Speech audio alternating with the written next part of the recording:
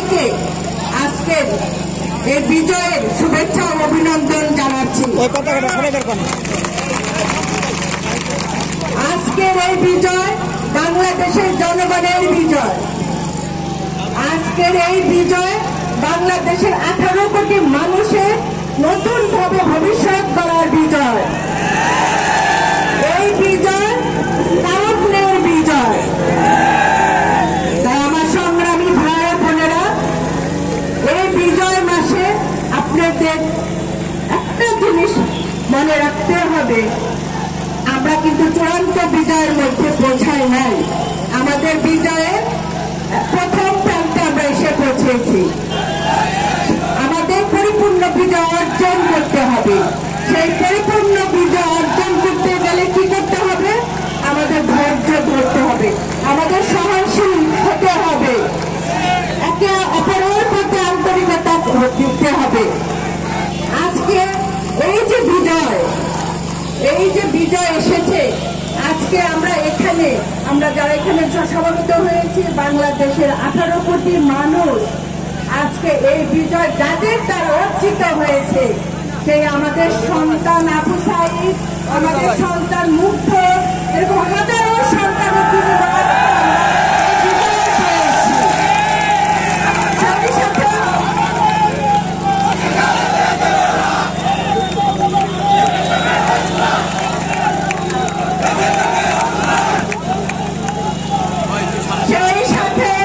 সেই সাথে আমরা মানিকগঞ্জবাসী গর্ব করতে পারি 1952 সালে সিঙ্গারে রফিক ভাষা আন্দোলনের জন্য প্রাণ দিয়েছিল। ঠিক সেইভাবে এই 24 সালে গতকাল আমাদের শিবালয়ের এক ছাত্র রফিক, সেই একই রফিক আবার কিন্তু প্রাণ দিয়েছে এই বিজয়ের জন্য, এই বিপ্লবের জন্য। এখানে সমগ্র মানিকগঞ্জবাসী আপনারা আজকে গভীর, আমি সবাইকে বলবো, আপনারা শ্রদ্ধা করেন। আমরা আজকে সবাইকে বলছি, আপনারা সবার একটা ওহের মাগফিরাত কামনা করেন। আল্লাহ যেন তাদের ব্যস্ত নসিব করে। আর তারা জীবন দিয়ে আমাদের প্রমাণ করে দিয়েছে কিভাবে অন্যায়ের বিরুদ্ধে লড়তে হয়, কিভাবে দেশকে ভালোবাসতে হয়, প্রমাণ করে দিয়েছে। আমার মানিকগঞ্জবাসী, আপনারা সেটা প্রমাণ করে দেন, আপনারা সেটা প্রমাণ করে। আমি সবসময় একটা কথা বলি, আমি বাংলাদেশ চিনি না, আমি শুধু চিনি আমার মানিকগঞ্জ। মানিকগঞ্জের মানুষ ছাড়া আমি কাউকে চিনি না। আমি চাই আমার মানিকগঞ্জবাসী একটা মডেল হয়ে থাক, উদাহরণ হয়ে থাক। মানিকগঞ্জ মানুষের বারবার প্রমাণ করেছে তারা ধানের শীষকে ভালোবাসে।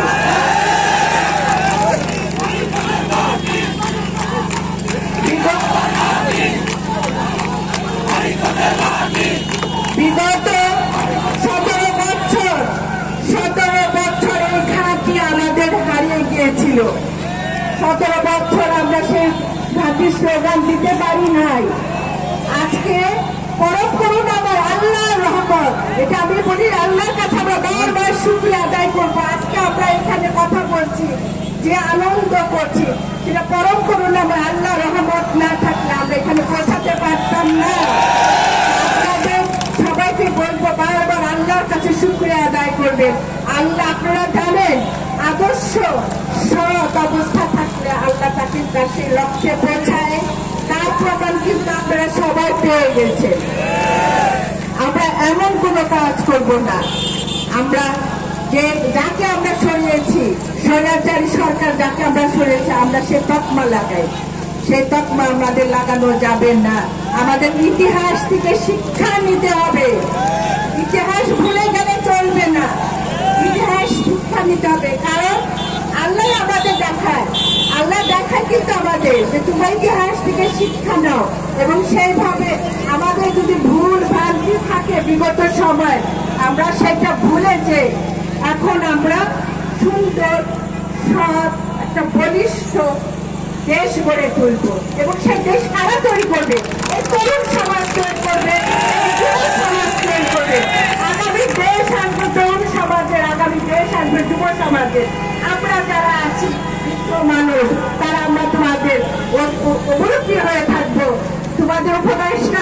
করে থাকবে। দেশ তোমরাই তৈরি করবে, তোমরাই তো আমাদের শিখিয়েছ কিভাবে অন্যায়ের বিরুদ্ধে লড়তে হয়, লড়তে হয়। আমার সংগ্রামী ভাই ও বোনেরা, আপনারা জানেন আমার বাবা হাওড়ার শিক্ষার মূল্য আপনারা দেখেছেন। তার সমস্ত সততা আদর্শ নিয়ে আমি কিন্তু আপনাদের মাঝে এসেছি।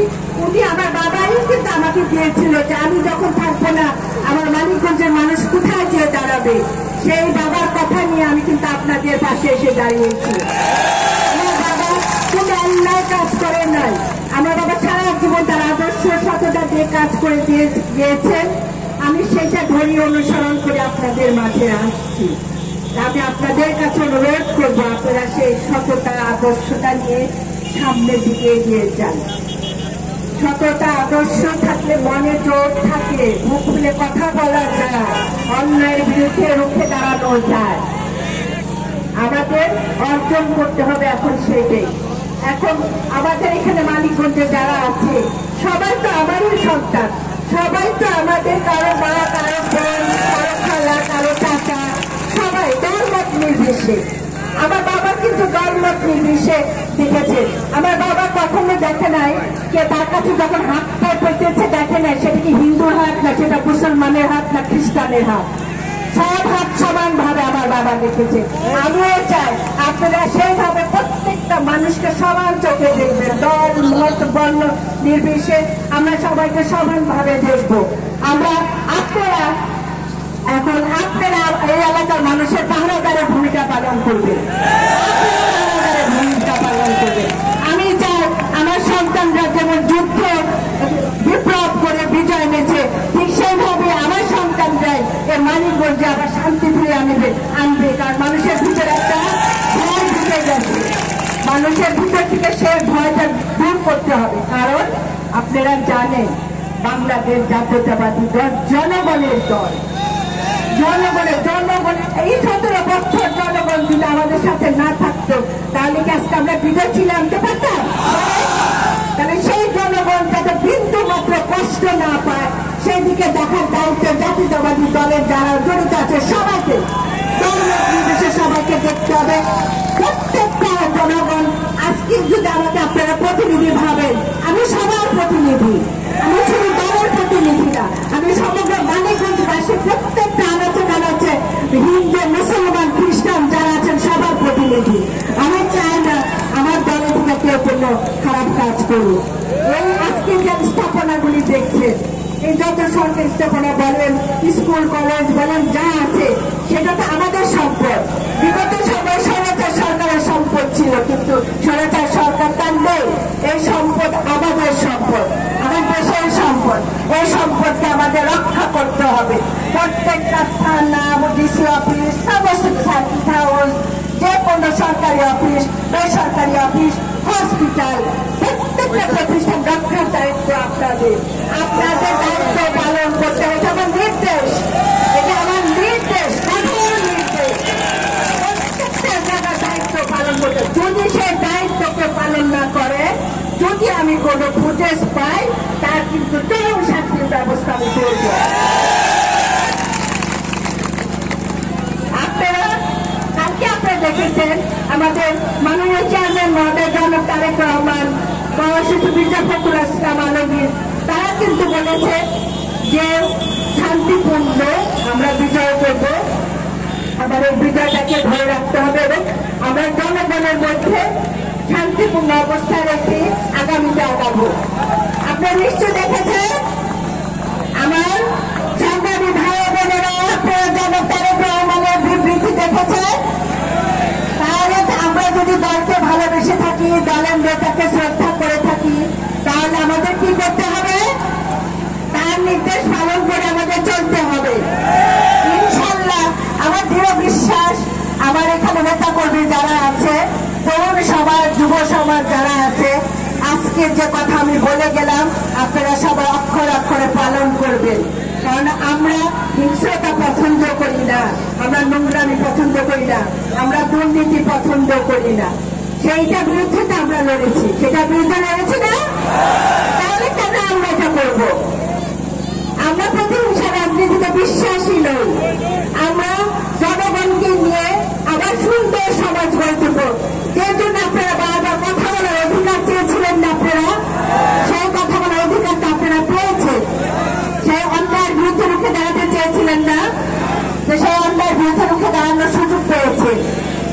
নিজেকে বাংলাদেশি বলে পরিচয় হতে চেয়েছিলেন না, স্বাধীন বাংলা চেয়েছিলেন না, সেটা তো আমরা পেয়েছি, স্বাধীন বাংলাদেশ আবার ফিরে পেয়েছি।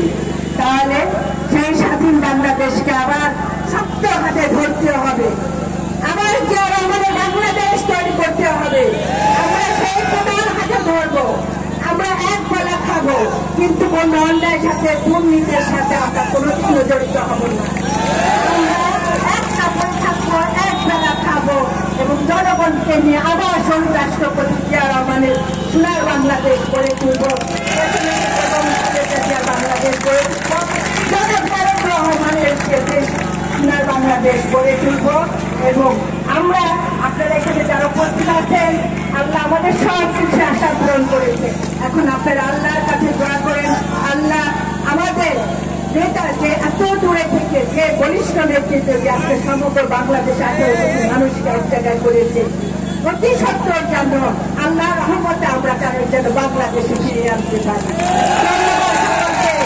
ইনশাআল্লাহ আমার এখানে সাংবাদিক ভাইরা আছে, সবাই আমার সাংবাদিক ভাই এখানে উপস্থিত আছে।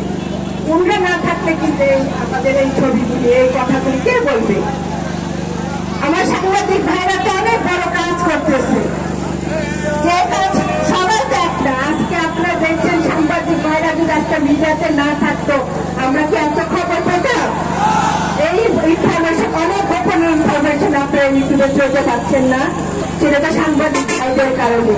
সুতরাং সমগ্র এলাকাবাসী, আমি আমার সাংবাদিক ভাইদের ধন্যবাদ জানাই, তারা আমাদের নেতাকর্মীর সাথে থেকে যে পরিশ্রম দিয়ে গেছে পরিষ্কার করার জন্য। আপনারা তাদের সহযোগিতা করে তাদের প্রতি আন্তর্জাতিক হাত বাড়িয়ে রক্ত নিয়ে এই দেশকে পুনরায় আবার স্বাধীন করেছে। আল্লাহ তুমি তাদেরকে জান্নাতের উচ্চ মাকাম দান করে, সেই সাথে 2008 থেকে শুরু করে এই 24 সাল পর্যন্ত সারা বাংলাদেশে এই স্বৈরাচারের হাতে যত মানুষ শহীদ হয়েছে, সমস্ত মানুষকে আল্লাহ তুমি জান্নাতের উচ্চ মাকাম দান করো। আমাদের শিবালয়ে রফিক নামে যে ছেলেটি গতকাল শহীদ হয়েছে, আল্লাহ তুমি ওকে জান্নাতের উচ্চ মাকাম দান করো।